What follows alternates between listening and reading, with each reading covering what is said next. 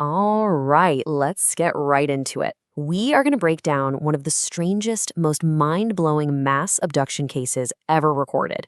We're going to look at the evidence, the stories from the people who were there, and some pretty chilling ideas about what this could all mean for all of us.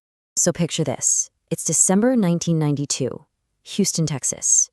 Something happened on one particular night that would go down as one of the most bizarre and strangely well-documented mass abduction events in the history of this whole subject. 8. That's the number you need to remember. 8 different people all reporting they were abducted on this same night. And here's the kicker, the real twist. They were all members of the Houston UFO Network. I mean, you can't make this stuff up. It's not just one person's wild tale. It was this shared, almost ironic experience. And this is really the heart of the whole mystery, right here in this quote from the investigator, Daryl Sims. He was just shocked.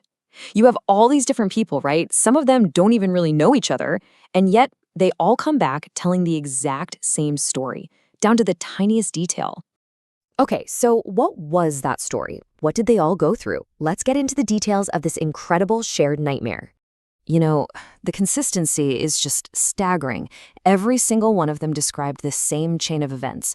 They were picked up by a small entity in a small ship, and then, boom, taken to a much, much bigger craft, a mothership.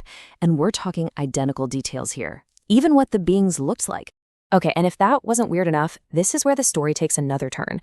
Investigators actually found what could be physical proof. Get this. At the exact same time these abductions were happening in Houston, somebody on the other side of the world, in Japan, filmed a gigantic, unknown object flying in front of the moon, big enough to cast a shadow on it. So the abduction event itself is just mind-boggling. But what they said they saw inside that ship, well, that's where we start to see hints of a much bigger agenda. A plan that might be way, way older than any of us can imagine. One of the abductees described seeing this huge map-like thing on a wall inside the craft.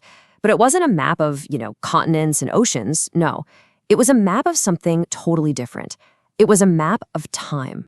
And this map, according to the witness, laid out 6,000 years of alien interaction with humanity.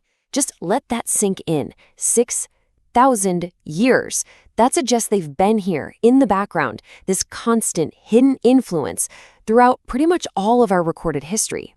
But here's the really chilling part. The map showed that this 6,000-year project was almost done. There was only a tiny sliver left, representing about 100 years. And that just leaves you with this huge, unsettling question, right? What happens when the time runs out? Meanwhile, another abductee was taken somewhere else on the ship, to a place they described as a museum of life. And we're talking about a massive, colossal room, filled with a collection that is just hard to even wrap your head around. So what was in this museum? Well, they saw countless species from Earth, animals, and even people, all of them just there, seemingly frozen in time in some kind of suspended animation. And for investigators, this brings up a really dark thought. Maybe this is the answer to why sometimes abductees just don't come back. Now, a story this wild, it's easy to think it's just a one-off thing, right? An isolated incident. But when you start digging through the history books, you find these strange echoes, these similar stories popping up again and again. So was Houston unique? Or was it just the latest chapter in a much longer story?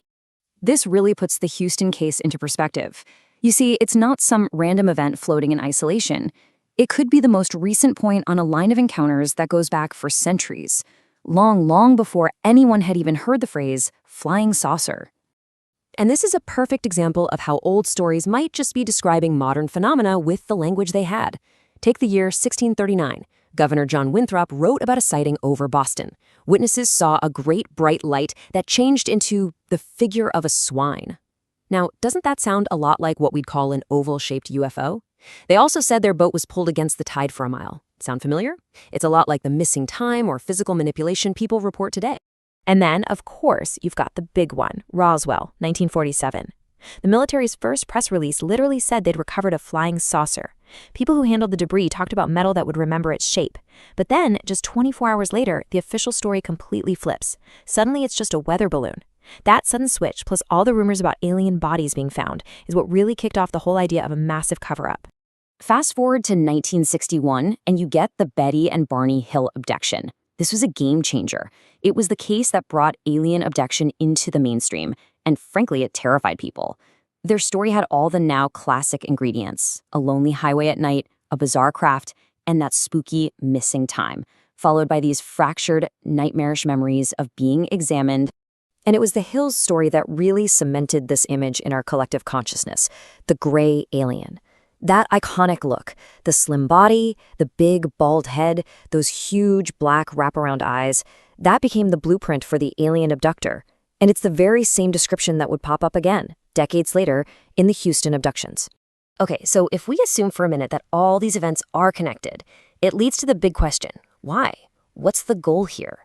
Well, the theories that have spun out from these stories, they suggest that Earth and humanity might have a role in the cosmos that's way bigger than we ever thought.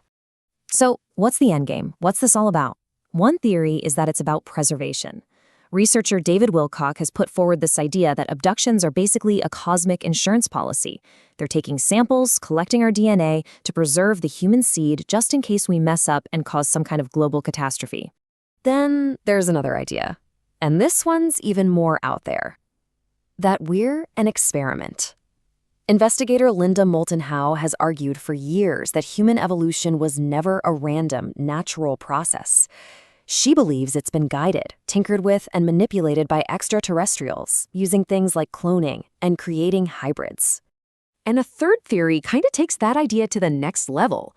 George Norrie phrases it perfectly: Earth could just be a farm, a cosmic petri dish where we're the crop. We're being cultivated, studied, genetically modified, all part of what he calls the greatest melting pot of experimental work in the universe. So where does that leave us? Are all these events, from a strange light over colonial Boston to a mass abduction in Houston, are they all just a bunch of weird, disconnected stories? Or are they puzzle pieces, little clues that hint at the possibility that humanity is part of some grand, complex, and totally alien agenda that we can't even begin to comprehend?